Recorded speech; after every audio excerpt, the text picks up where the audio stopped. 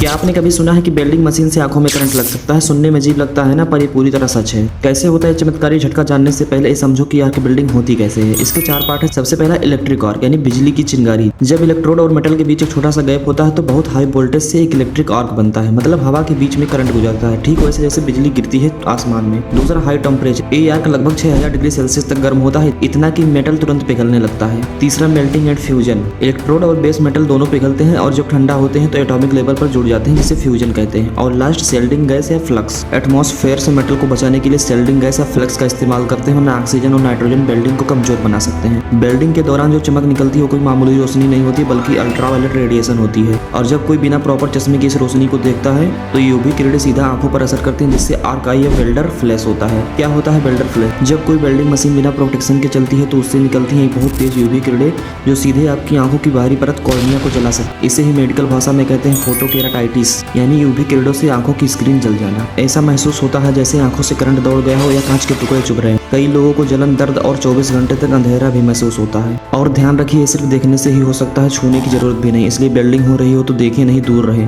वरना आंखों को करंट जैसा दर्द झेलना पड़ेगा। जान बची तो लाखों पाए। साइंस के ऐसे फैक्ट्स और जानने के लिए सब्सक्राइब करो अभी।